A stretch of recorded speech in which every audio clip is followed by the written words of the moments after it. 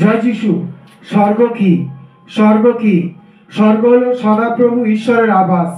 স্বর্গ হলো সদাপ্রভু ঈশ্বরের আবাস। মতি 6:9 হে আমাদের স্বর্গস্থ পিতা। 2 করিন্থীয় 12:2 এখানে বলা হয়েছে যে খ্রিস্টাশ্রিত একজন ব্যক্তি তৃতীয় স্বর্গে নীত হয়েছিলেন। প্রথম স্বর্গ হলো এই এলাকা যেখানে পাখিরা উড়ে বেড়ায়। দ্বিতীয় স্বর্গ হলো সেই স্থান যেখানে শূন্যস্থলী, বিশাল আকাশমণ্ডল যেখানে উপগ্রহ পৌঁছাতে পারে। আর তৃতীয় স্বর্গ হলো সদাপ্রভু ঈশ্বরের বাসস্থান বা সিংহাসন। স্বর্গ হলো আবাসস্থল।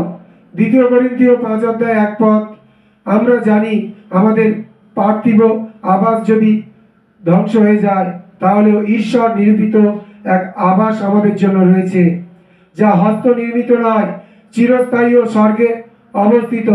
স্বর্গ হলো ঈশ্বরের আবাস। এই আবাস মানুষের তৈরি নয়। 2 করিন্থীয় 5:1 স্বর্গকে বলা হয়েছে একটি গোলাঘর বা শস্য সংগ্রহের স্থান। গম মাড়াই করে তিনি গোলাজাত করবেন।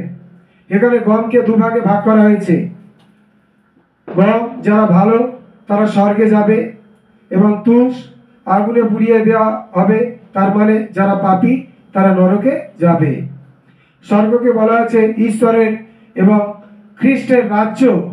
স্বর্গকে বলা হয়েছে ঈশ্বরের এবং খ্রিস্টের রাজ্য।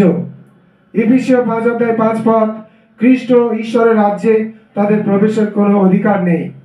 স্বর্গকে বলা হয়েছে পিতার গৃহ। স্বর্গকে বলা হয়েছে পিতার গৃহ। জন 14:2 আমার পিতার গৃহে অনেক বাসস্থান আছে, যদি না থাকিত তাহলে আমি বলিতাম। স্বর্গকে বলা হয়েছে বিশ্রামের স্থান। স্বর্গকে বলা হয়েছে বিশ্রামের স্থান। ইব্রিয় 4:9 ঈশ্বরের প্রজাদের বিশ্রাম এখনো পাওনা রয়েছে। স্বর্গকে বলা হয়েছে পরম দেশ। স্বর্গকে বলা হয়েছে পরম দেশ। 2 করিন্থীয় 12:4 সেই ব্যক্তির বিষয়ে আমরা জানি। সে পরম দেশে নীত হইয়া এমন কথা শুনিতে পাইল, অদ্যই তুমি পরম দেশে আমার সাথে নীত হবে।